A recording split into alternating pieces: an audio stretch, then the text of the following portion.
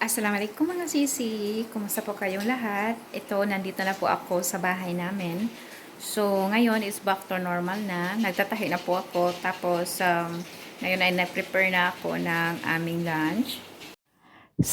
Grabe po yung sa Ramadan mga sisi kasi lagi po kami kumain ng mga fry. So nagluto ako ng tinula na manok. Ano lang po siya mga sisi, native na chicken dito. Tapos nilagyan ko talaga ng maraming malunggay. Tapos spinach po para po bumalik yung lakas. Ayan. Tapos naman itong anak ko, Sisi, ay hindi talaga mawala yung kanyang itlog na paborito. Oo. Tapos, nag-request siya ng popcorn chicken. Pero kumakain naman po siya ng sabaw ng manok, Sisi, at manok din. Pero ayaw niya po talaga ng dahon ng malunggay. Sabaw lang talaga yung gusto niya.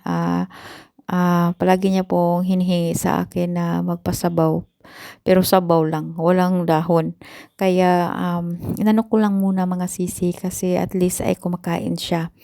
Dito pala sa Pakistan mga sisi ay makukuha mo yung lasa ng tinula ng manok kasi marami po tayong mga Pilipina na nagtitinda ng Filipino products. Mag-order lang po kayo at kung bago kayo dito sa Pakistan ay pwede po kayong lumapit sa mga community ng ating mga kabayan. Mayroon pong mga nagpo-post dyan.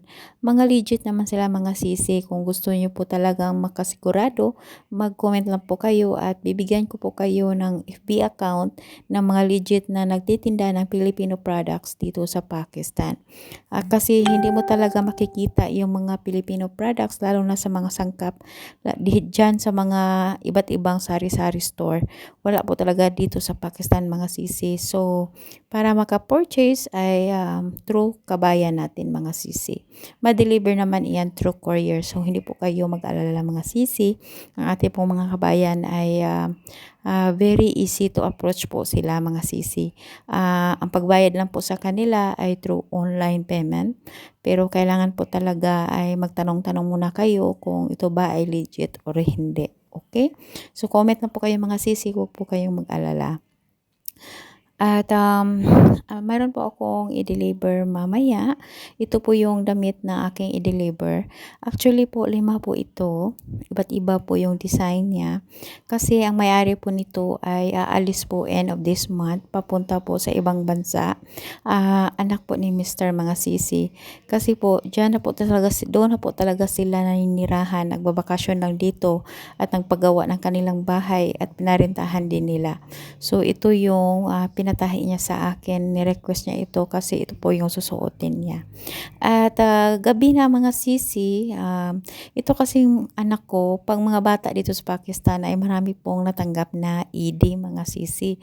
Yung mga gift galing sa kanyang kapatid, sa mga ninong, para bang mga uncle, mga ganun mga sisi ba. So, gusto niyang kumain ng pizza. So, kasi mayroon daw siyang pera. So, tinitreat niya kami. So, hindi naman na inuubos yung ED niya mga sisi kasi ano lang naman, hindi naman masyadong malaki yung babayaran namin. So, dito pala sa lugar namin, 7 minutes lang po ang biyahe galing po sa bahay at dito po sa Pizza Hut. So, madali lang po talagang puntahan dito. At marami din po mga restaurant dito sa loob ng community namin, lalong-lalo na yung mga KFC at kung ano-ano pa ang nandito. Kaya madali lang at parang pareho lang po sa atin sa Pilipinas. Ganun lang po talaga mga sisi. Hindi lang po puro bundok dito sa Pakistan mga sisi. Marami ding mga katulad dito or mga city at magandang mga subdivision na nandito po sa Pakistan. Ang kailangan lang talaga ay kung saan ka naninirahan. Pag nandito ka sa center of the city ay dito mo makikita ang mga normal na mga lugar talaga mga sisi. So, ito umupo na po kami dito mga sisi at maghintay lang po kami ng aming order. So, nag-start na po kami mag-order at hihintayin lang namin kung kailan iyon matatapos. Ayan. Tapos, kumuha na rin kami ng salad dito sa unahan.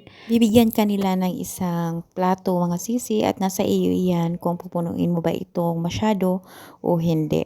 So, wala pong problema pag masyado pong puno iyon mga sisi. Sa Pizza Hut lang talaga dito mga sisi ay wala lang po talaga silang rice. Hindi po katulad sa atin na mayroong rice, may mga gravy, at may macaroni. Dito ay salad, pizza, at meron din po silang wings. Meron din po naman silang mga dessert, mga sisi. Masarap naman yung kanilang salad, mga sisi. Super yummy talaga. Yung asawa ko pabalik-balik lang. Ito po yung dinadala ko. Ganyan po kapuno. Wala po problema, mga sisi. So, dumating na yung order namin, mga sisi. Ito na po. At na-enjoy na po ni Yusef yung pizza. Paborito niya talaga ang flavor na ito ng pepperoni. Tapos, yung garlic ay kami ni Mr. kumakain. Ganon din naman si Yusef. Pero sa pizza talaga is madami-dami po talaga ang kanyang nauubos. So, ako po ay nagpapasalamat sa inyong lahat. Mega mega shoutout sa aking lahat ng mga viewers. Maraming salamat po sa inyo. At sana naman po ay hindi po kayo magsawa. So, dito po talaga sa Pakistan, mga sisi, ang buhay po ay pareho lang kung saan kayo na bansa. Kaya marami din po mga villages at mga probinsya na makikita po talaga ninyo sa ibang mga vlogger din. At nasa atin lang po iyan kung saan po tayo napunta na pamilya at saan pong lugar tayo napunta. Kaya masasabi ko lang talaga ang Pakistan ay maganda rin po talaga siya. Maraming salamat, mga sisi. Allah Hafiz.